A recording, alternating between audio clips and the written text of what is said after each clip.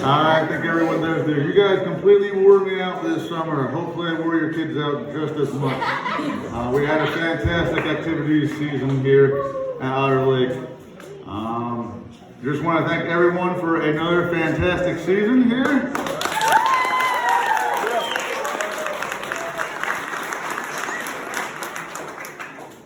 We did try and add a few new activities and a few new entertainment things as far as live bands. They went over very well, so hopefully we'll continue to do that in the future and expand upon those. Our activities aren't complete. We do still have one more day. Hopefully the weather holds out. And it finishes up with our Frostbite Classic at 9 o'clock after bingo. So after bingo, if you want to head on over to the field, we'll have a bonfire going. Weather permitting, hot dog. Bob will be there selling hot dogs. No hot dogs this year. No hot dogs this year. Make sure you cook something around the fire and bring it along with you. Bring your own hot dogs. He's teasing you. But again, as a reminder, anyone that is playing softball, please bring a piece of wood to keep that fire going and keep everyone nice and warm. I'm not sure what the temperature is going to be like, but hopefully the rain stays away. As far as our last act for tonight, this guy last year did a fantastic job.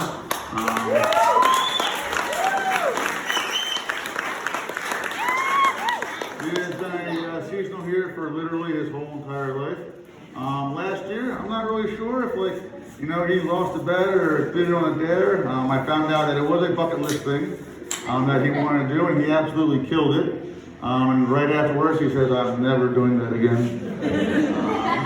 But he is a fantastic father and a wonderful husband that has two lovely daughters that were not here last year, so that's why he's giving you an encore presentation.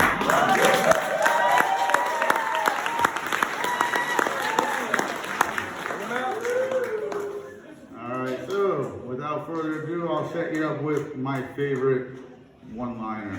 A lot of this goes over some people's heads, but two men walk into a bar, and the third one ducks. Alright, Brad does a much better job than I do, that's why I read trivia. Alright, without further ado, Mr. Brad Atkins.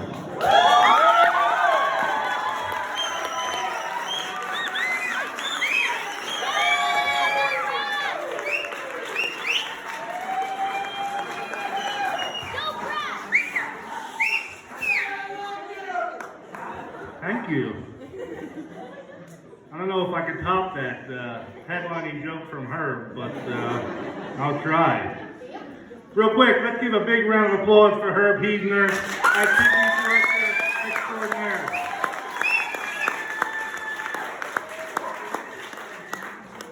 I've known Herb for 35 years. Herb has been my brother's roommate. You can say we've been pretty close to best friends. And the funny thing is, we talked about doing this last year. The one thing Herb said to me was, "Don't bring up anything that we did bad." The irony of the situation is, in the 35 years I've known Herb, this has been the scariest thing I've ever done in this campground. Herb did a great job this year, getting some new acts to come in to Otter Lake, a lot of live bands, right? Brought in some southern rock and roll bands. Who would have thought Leonard Skinner would be popular in a campground? Brought in some 80s bands, right? Gave everybody an opportunity to get out their jean jacket and put it back on since they haven't worn it since 1986. And he had a nighttime pool party with a DJ. How many guys went to the nighttime pool party at the DJ? I unfortunately missed the nighttime party at the pool with the DJ. I was home that weekend, but I got a lot of good feedback from it. But there was one problem they had at the nighttime pool party at the DJ. It was too dark. At the nighttime pool party with a DJ, it was too dark. Pretty sure we can figure that out for next year. and get that squared away. All right, couple rules for tonight. 1, have fun. Okay, we're all here to have fun. Number 2, if you get offended by jokes, if you don't have a sense of humor, if you don't like me, Time to go. Time to go. Please do not think you can walk up to the stage and slap me in the face. 2 reasons why that can't happen. Number 1, well, 3 reasons. Number 1, I'm a hell of a lot bigger than Chris Rock. Alright? Number 2, for you guys that know me, I have this wicked crooked elbow that I've had my entire life, and it puts a beating on people. Number 3, I don't want to get hurt because my copays are way too friggin' high. Alright? But at the end of the day, I want everybody to have fun. 2nd year in a row following the Sinatra impersonator. Who here stayed for the Sinatra impersonator? Like Show of hands. Good. So I felt bad. Last year, the gentleman, I don't know his name, but he sat right in the middle, right there by that guy with the gray and white shirt, right? And I wanted to talk about Sinatra, but I really didn't know too much about him. So, I did some research. I know, evidently, Frank Sinatra and hot dogs go hand in hand, because every time I go buy a hot dog from Bob, he's playing Sinatra. Who knew, right? So I start doing some research. And this guy is just an American icon, the epitome of class, right? In this day and age, the suits he would wear were like $5,000 or $6,000, $2,000 shoes. The cigars he would smoke, $300, $100 bourbon he would drink. Nothing but class. So how do we celebrate that at Otter Lake? We wear our cleanest t-shirt and flip-flops to come listen to the impersonator. Way to class it up, guys. Good job. Funny thing, when I was doing the research on Frank Sinatra, I was digging into, like, the wormholes of the World Wide Web, right? You know what happened. And I started reading about Italians, right? How many Italians we got in here tonight? Couple. I don't know an Italian who doesn't yell for no reason. How many Italians do we have in the room tonight? Thank you. So, I start doing history on Italians, right? They have the best food. They're some of the most beautiful people in the world. Some of the best history. The best restaurants. The coolest names like Leonardo DiCaprio, Sebastian Maniscalco. Alright, what do the rest of us have?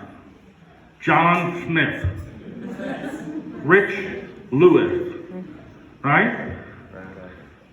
Italians, you come over to America and you take everything that's cool and you leave us with basically nothing, the rest of us.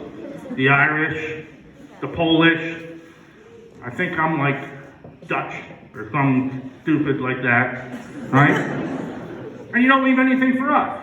The only thing you leave is like Target. That's our coolest thing is Target. So if that's not enough and you have the coolest things, then you start to mess with the rest of us. Alright, here's what I'm talking about. So, when the Italians came to America and they Americanized their language, we thought we had it all figured out, right? Thought we had it all figured out.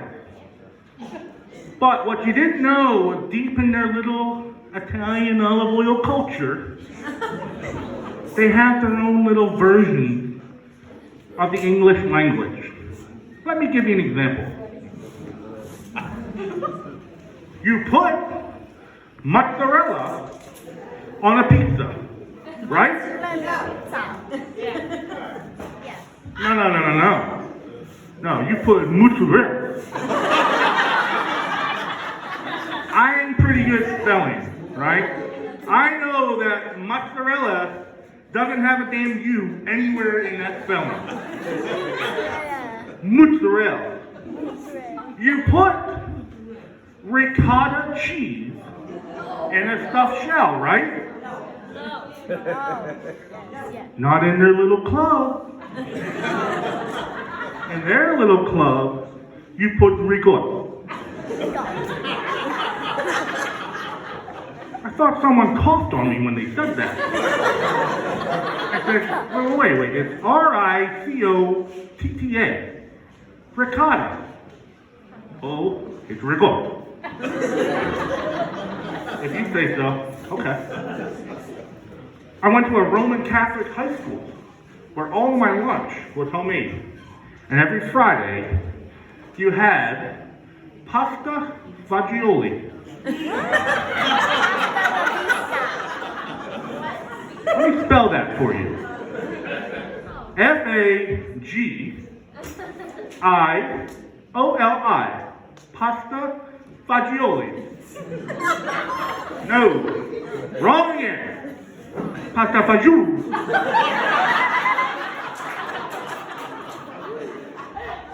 What the hell? F-A-Z-Z-U-L-E? Fagioli. Nah, pasta fagioli. Okay. Simple enough.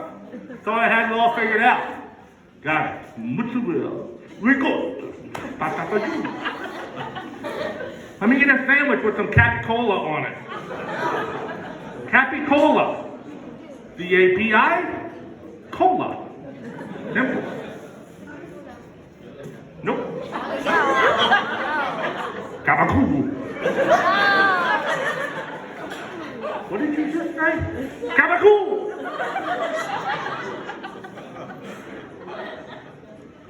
So now I think I'm smart. Now I know all the ins and outs of the Italian language.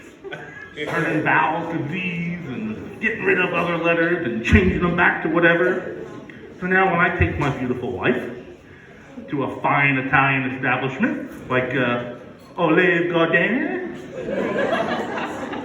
that's Olive Garden for you guys that didn't hear that.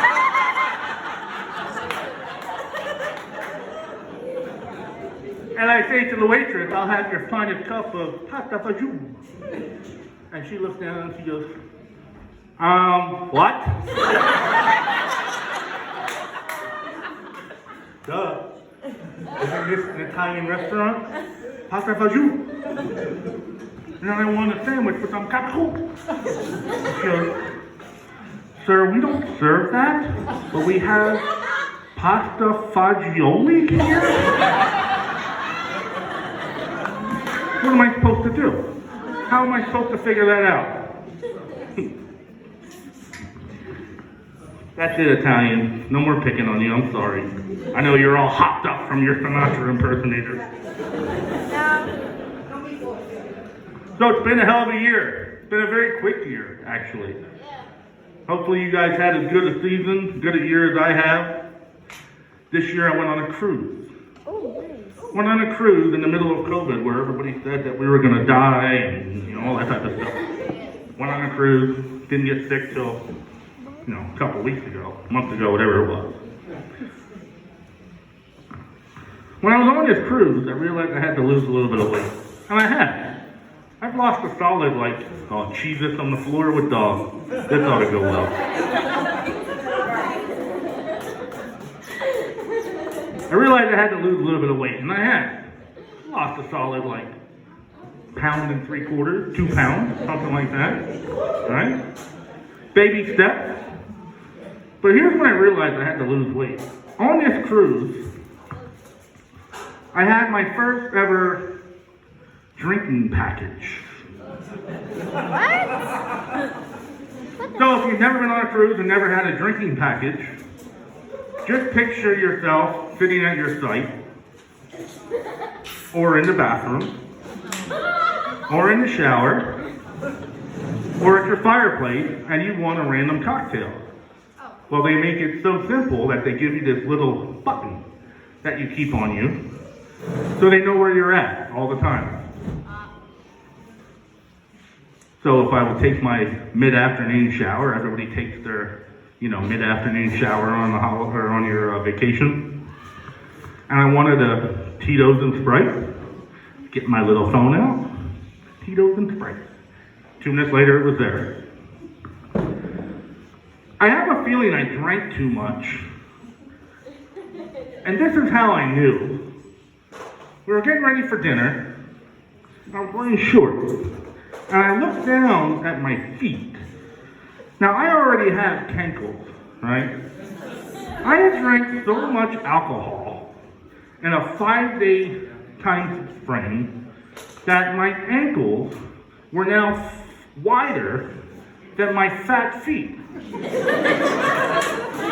Because of all the salt. Evidently, there's salt in margaritas. Who knew? It was so bad, I couldn't tell if I had sunburn on my ankles or blood clots. When I knew I had to lose a little bit of weight. Went on a camping trip this year. Actually, right after the show last year. Went down to Delaware, went on a real camping trip to somewhere besides Otter Lake. I learned some things about myself and my life. Why, when we go on a camping trip, up to Otter Lake, wherever you want to go, and you stop at the grocery store, why do you shop like a 13-year-old boy with zips on his face? We were camping, and I looked in my pantry, and there's more food in my pantry for a 4-day stay than there is in my friggin' house that I live in. Like, I open up the cupboards and I see, like everybody else who shops here, a 5-pound box of Cheez-Its, 3-pound bags of goldfish, 10 boxes of Slim Jim? Who the hell eats 10 boxes of Slim Jim? Evidently you do when you go camping. 9 pounds of bacon? I see people shaking your head. You know I'm right. I see you. And then the Pennsylvania favorite that everybody has to buy when they walk into the grocery store here. 5 cases of Pennsylvania white birch beer that you can't get anywhere else. You gotta wash down the 5-pound bag of Twizzlers that you just bought. Yeah. I learned another thing about myself while camping. Why is it that our hygiene changes when we go camping? I have a pretty standard schedule. I wake up every day, 4 a.m.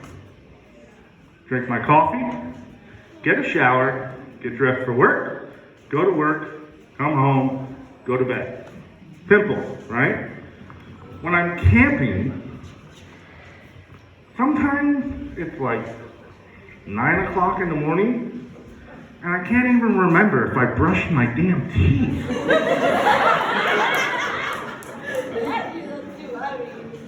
I don't even know if I changed my underwear yet.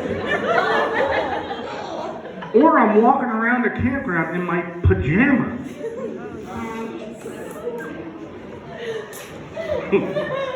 Let alone trying to figure out if I shower. And if I didn't shower and it's like 1 o'clock in the afternoon, chances are I'm jumping in the pool and we call it even.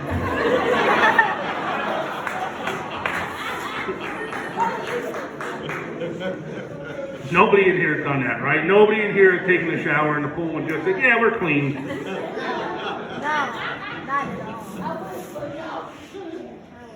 All right, let's take a little poll here. How many seasonal campers do we have in the room? How many non-seasonal campers do we have? Like 6. Okay. Let's pick on you for a little bit. I'm not going to pick on you. Of you non-seasonal campers, how many tent campers do we have here tonight? Tent campers. 1. 1. Where is he? You brave soul. love dogs. I You know, last year we talked about all the innovations in camping and camping equipment and trailers. One thing we didn't talk about was tent camping.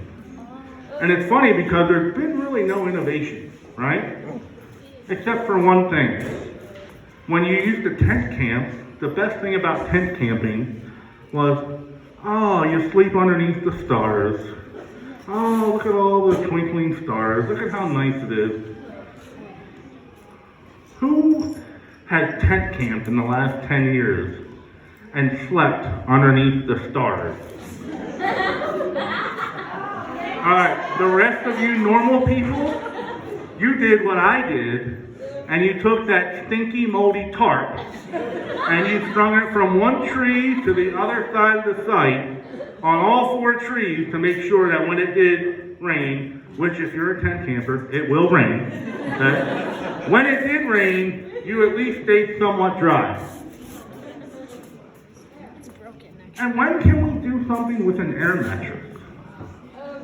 Like, we're going to talk about some new things with campers, but when can we just fix a standard air mattress? Somebody find me an air mattress that when I blow it up and I go to bed on it, when I wake up in the morning, it's not halfway full of air and my ass cheek is stuck to the ballot. Somebody find me that. Why don't we work on that before we worry about some of the other things we do in campers?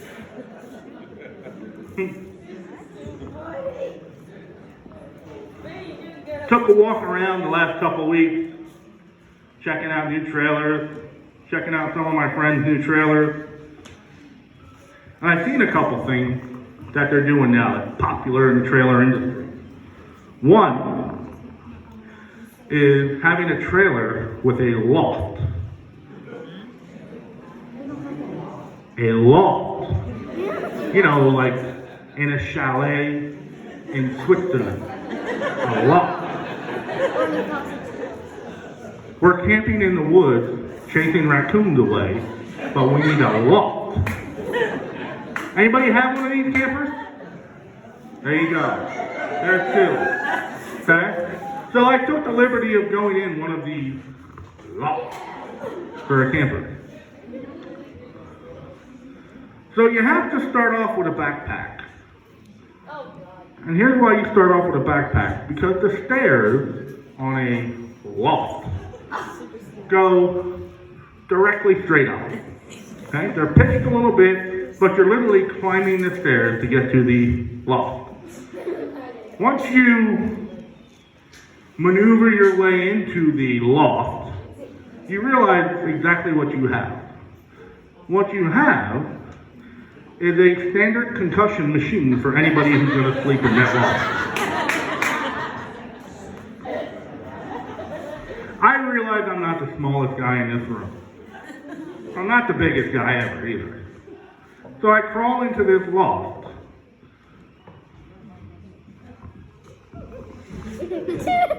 And I lay down. And I go like this.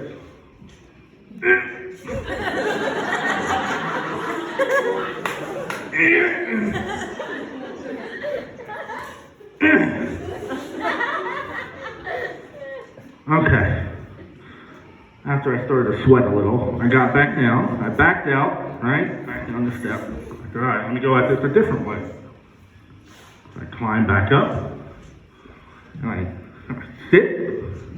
And I lay down. And I kind of like crawl my way backwards into the loft. And I was like, all right, I can see this. I can see how people can sleep in here. And then I got startled. I had to get up. And all it was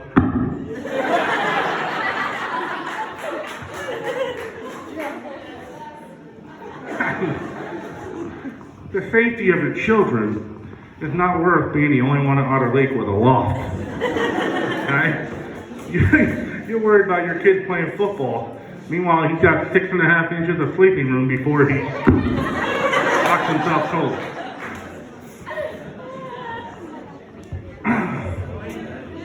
One thing I've been disappointed in with the innovations of camping and campers is the awnings. Okay?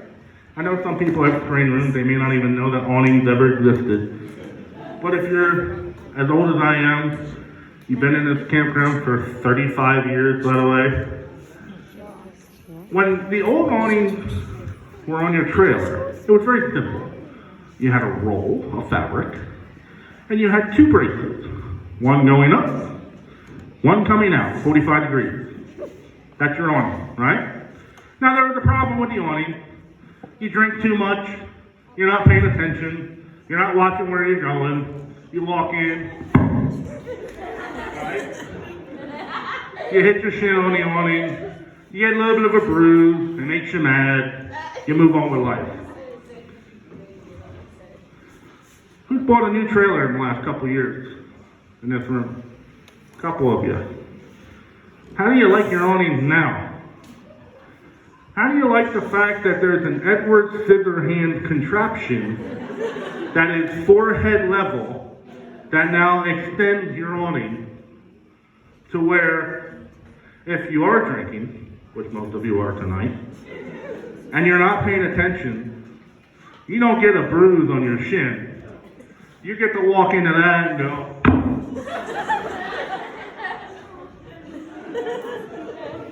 you're taking a free trip to Pocono because now you need 56 staples in your forehead. How somebody looked at that and said that was a good idea, I don't know. But don't worry, there's a fix to it. There's a fix. Go to the dollar store, you buy a poo noodle, cut it in half and put it on every hinge. Now you don't walk into it. That's what it takes to fix the innovation of the awning in camping. I don't get it. I'm a big fan of the old campers. They don't make them like they used to, right? Some of you guys that have been here a long time, you've been through 3 or 4 campers. Your first one lasted 15 years. Your second one lasted 10 years. Your third one, maybe 5 to 8 years, right? Remember the old campers? You couldn't do anything to them. We had a 1987 Terry Resort, right? I know you guys know the Terry Resort. You walk in, ugly couch right here, ugly dinette, no room in the kitchen. But you know what? Nothing broke. Not a thing broke. Only one problem ever happened in that trailer, in any of these old trailers. I'm going to do an impersonation for you.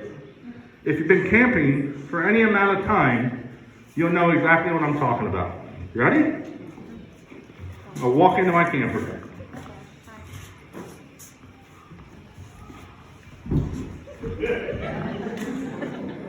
Some of you are laughing. Every old camper, while nothing in this thing broke, the one problem it did have was that soft spot right in the middle of the door. Am I right? What? And everybody knew about that soft spot because me and all my friends got yelled at every time. So now, even today, when I walk into somebody's camper, I go, that's how you know the real campers from these COVID campers, okay? That's how you separate them.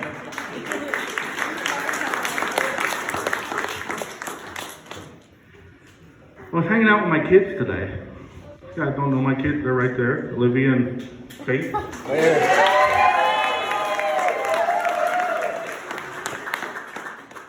Special Olympic silver medal winning Faith.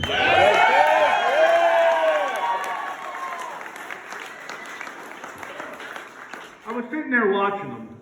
That's what I do. I watch my kids and I try to figure out, how to parent better. I'm sitting there, and they're both on their phone, playing with whatever app they're playing with.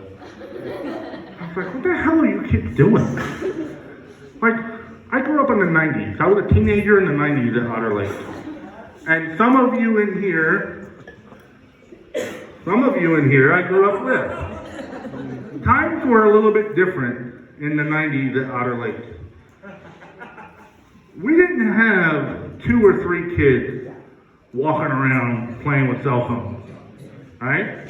We had a group of 20 to 30 plus every single day that went everywhere together.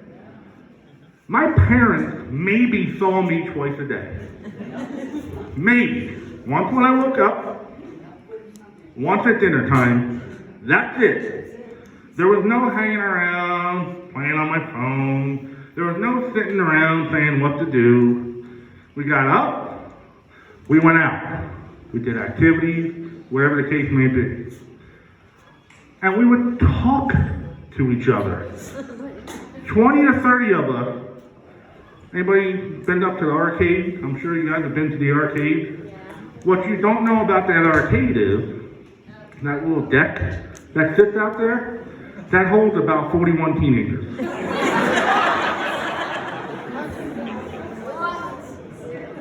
Listen, I got the owners of the campground right in front of me. They'll back that. You know what we did all day? Instead of sitting on our phone? We did a couple things.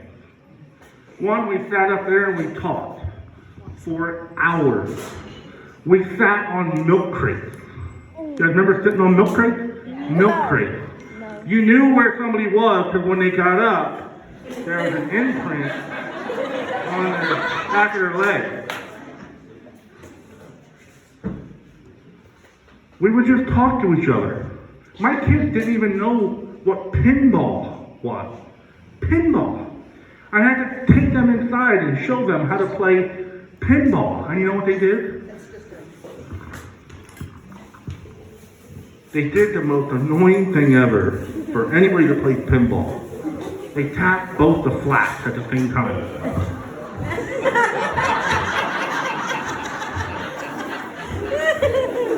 If you're a pinball player, you know how, and I'm watching, and I'm just maybe go back and forth. Just don't hit them both. Just don't hit them both.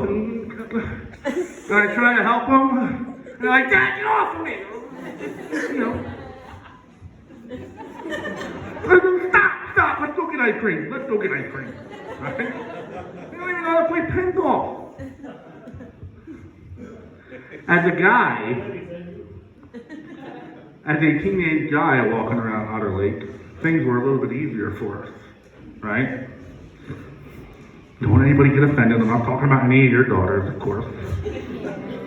But we used to hang out up front on Sundays so we can watch all the nice people check in. Right?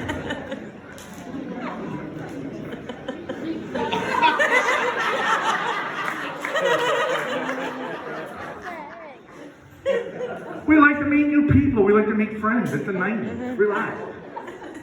You might meet a friend of the female orientation. You might just get on your bike, follow them, and find out what site they're on.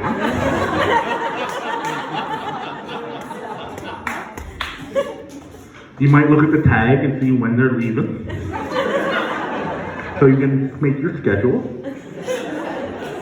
And you start a conversation, right? Introduce yourself, hang out. Maybe you invite them down to come watch you play softball. You walk up to Nancy. Nancy, can we get a new ball tonight? Got a girl here, I'm going yard. So she put in a new ball. I get up, crank one out left field, look over at her as I'm rounding the bases. Maybe take her to the pool later. Maybe take her to the DJ. Right? Meet her at the DJ. We get down with OPP. Hey! Right? Maybe take her to the racquetball court.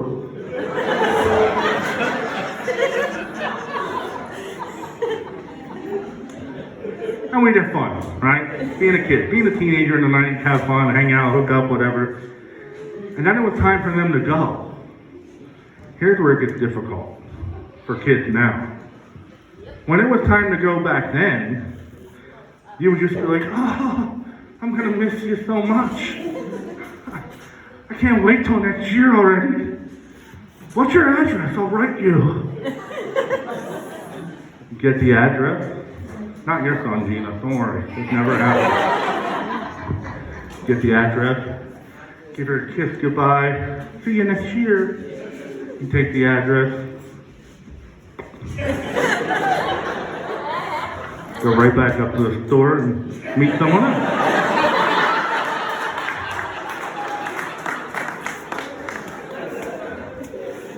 Kids now can't do that, right? Now, they want to take your cell phone and put their phone number in your cell phone, and they want to FaceTime you 5 minutes after they leave. Oh, I miss you. I miss you. I can't wait to see you again. Call me later. I'll text you. Can't fall in love at Otter Lake. So I feel bad for teenagers, but that's what happened. I forgot where I was. I had to cheat. I stayed up last night. I got here yesterday a little bit later than I wanted to, so we stayed up late, right? Stayed up till 1 o'clock in the morning. What? I know for like maybe some of these younger people over here in the back, 1 o'clock in the morning is like early for you. Listen, I go to sleep at like 9:30, all right? The one thing I look forward to in the hours of 8 to 9 is putting on my comfy clothes and then going to bed at 9:30. There's only 2 reasons for me to be up on a normal basis at 1 a.m., right? 1, I have to pee. 2, I'd be laying in bed. My wife, like puts her arm around me, and she like starts to crawl over top of my shoulder, right? And I'm sitting there and I wake up. I'm like, yeah, all right, let's go. She goes to kiss my ear. And she whispers, "You better get up and go pee."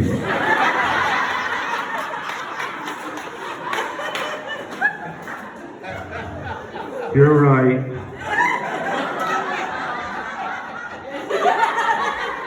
Let me get out of bed. I don't want to pee to bed at 44 years old, so I get yelled at from my wife.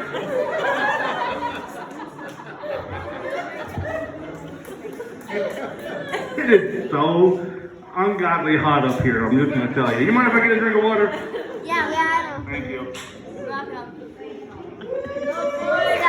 Stop. Thank you. Anybody doing some activities this week? Yeah. Yeah? Anybody going to bingo tomorrow? I love bingo. What time's bingo?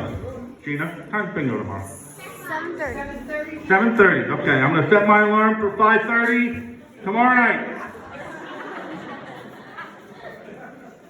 I'm going to round up my chair so I can stand here and wait in line for him to open the gate at 7. I'm going to grab my box of Swedish fish. I don't know why, but you have to have Swedish fish to play bingo at Otter Lake, evidently. I'm going to play some bingo. Here's why I love bingo.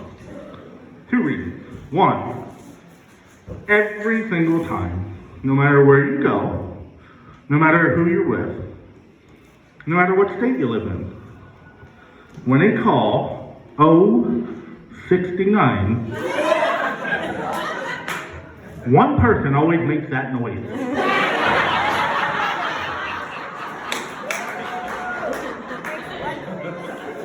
Who made that noise? That was perfect. I don't know who. Oh, Novak. Of course it was. Somebody get him a pin.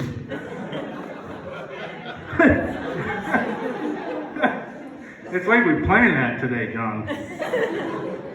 The other reason is because I get a kick out of someone winning bingo and then 600 other people all at the same time going, oh.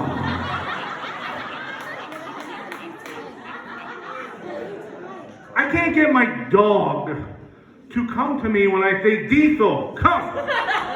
But somehow, whoever calling bingo can make 600 people make the same noise all at one time. Because they just lost out on $6.50. No, like what $2. That's what I want. Infinite. Where am I? Otter Lake. Yeah, like heat stroke. I'm about to pass out up here.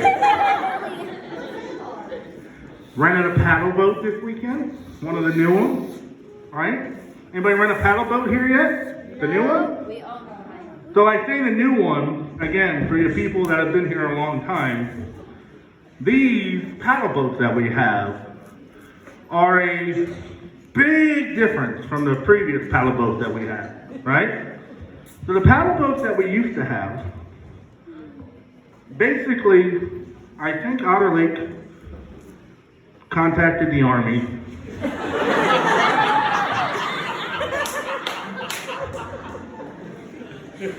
I do this because I love you two that much. You know that, right? Don't worry, Bob, you're coming out.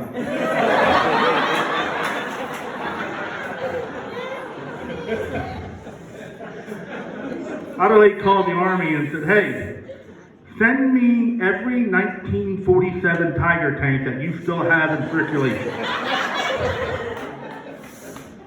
And they got them, and what they did was, they cut the top off. They put it on 2 pontoons, put some pedal. Here we go. Here comes the chair this year, everybody. We're gonna go 2 for 2 and not break this chair? So you sit in this Army tank float, and they put this bicycle pedal on there.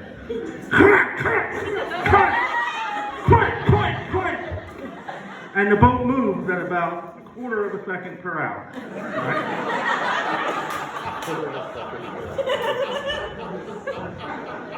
Here for the chair.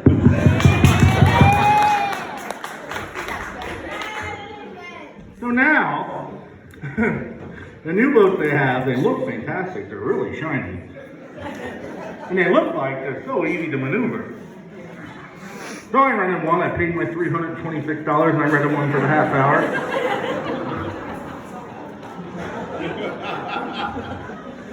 How'd that one go over? Are they looking? Are they looking? I'm never gonna get that tree cut down.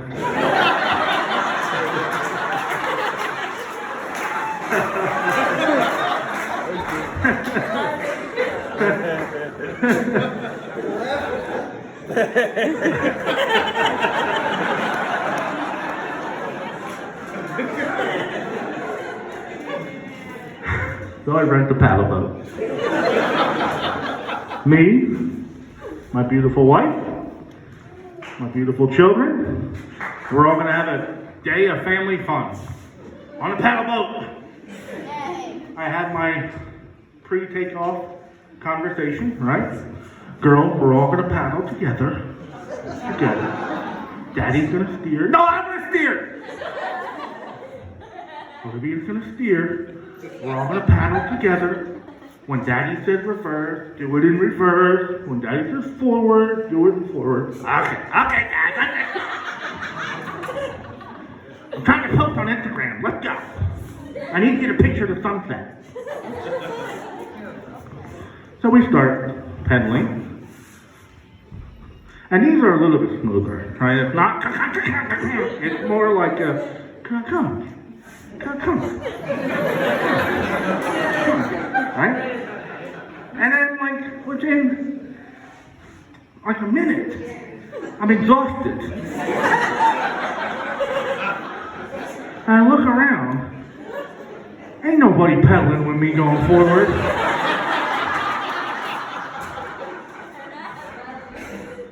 All right, start again. Oh, Daddy, the fountain. We're not going near the fountain. Daddy, let's go to the fountain. We're not going near the fountain.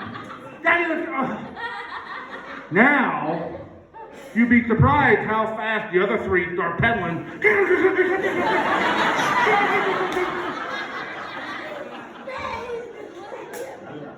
We couldn't get that boat to move 10 feet. But somehow these three managed to not only get the boat over there in less than 3 seconds, but then perfectly position the boat to where the only person that got wet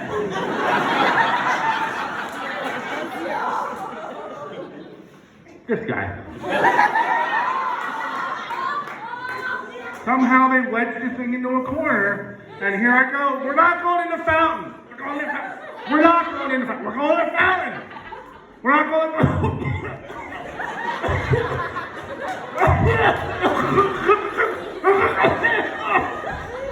And I get out of the fountain. Girls, don't take me back to the fountain. Don't take me back to the fountain. We're not dead. Dad, smile for Instagram.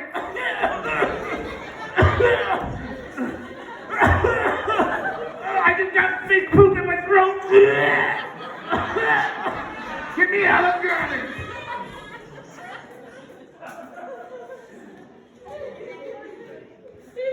Such a fun family activity. I highly recommend it. So then, of course, I had to take the boat back because I was done with my half hour. And nobody helped me pedal. So not only did I drown, I'm probably going to give birth to some pickerel. And I was tired. But I highly recommend it. Go for it. Let's hear it for the chair, everybody.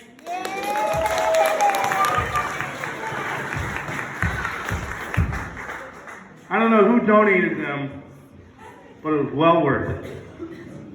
Let's talk about my last activity for the night. Let's talk about the Frostbite Classic. Who's going to play in the Frostbite Classic tomorrow? Yeah. I don't know about you, but nothing makes more sense, except for having lights on at a dark pool party. But what makes more sense than having 50 drunk, out of shape, think they're athletes, men and women, show up at the site, or at the ball field, at 9:30 at night after drinking all day. Nothing bad can happen there, right? Last time I played in the Frostbite Classic, it got so bad, I was pitching. Two of my friends were playing infield. I threw the ball, couldn't see it. They hit the ball. My one buddy said, "Did you see that?" My other buddy said, "Nope."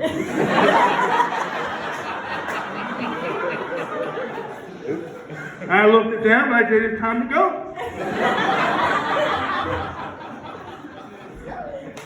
Nothing like her bringing back the fire for the Frostbite Classic, right?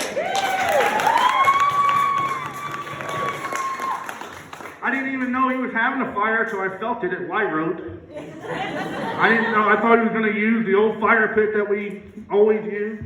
But no, her decided to light half the parking lot on fire. Not like we have a parking problem, right? And leave it to my good buddy Bob. Gonna get that hot dog cart down there for the Frostbite Classic. Jam in one more time there to get those 3 hot dogs for $25, Bob. You the man.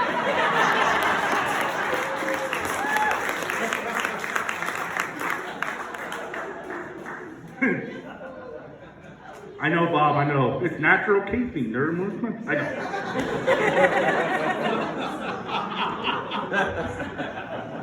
If you haven't had one of Bob's hot dogs, you gotta have it. They are really good. In fact, nothing makes my self-esteem go higher at the pool with my shirt off than eating Bob's hot dog with sauerkraut and mustard.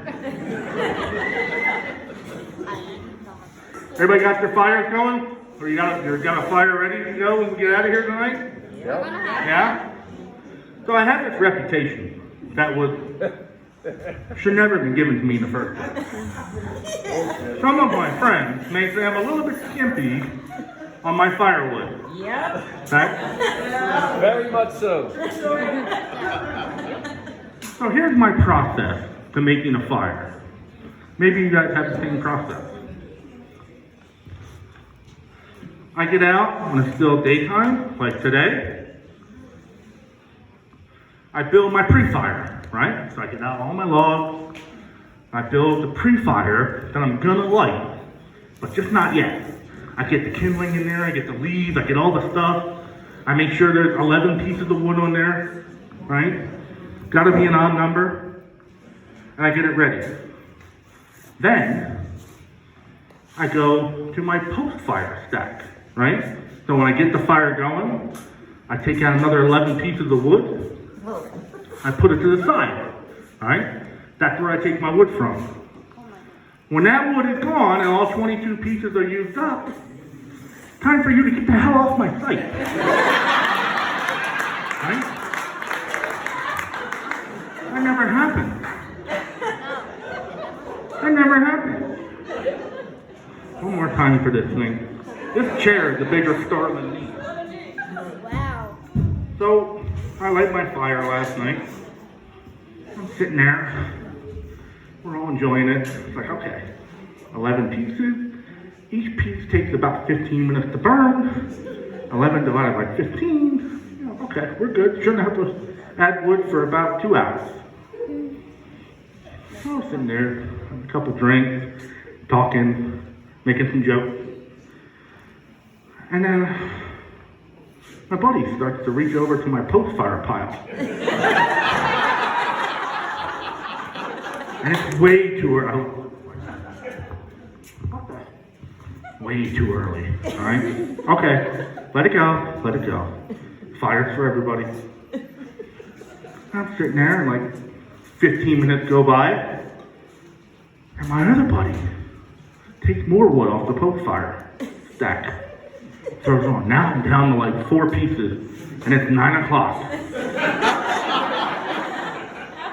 So now I get the fire stick, the grabbers, and I start stacking it so it looks like there's more wood than there's really on there. So the flame's bigger, so maybe they'll stop touching my wood.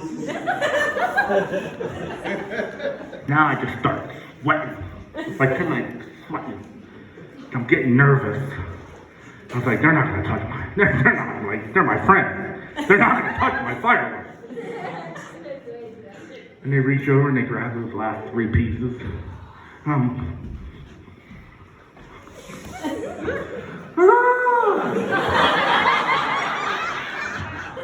Shaking my drink, making sure it's empty, throwing it in the ground. So what time you guys getting up tomorrow? Oh, getting late. I was like, I'm sitting there and nobody's moving. And I'm looking at the wood and I was like, there's only 6 pieces on there. They're not gonna just light 6 pieces. They're gonna dig into my wood pile.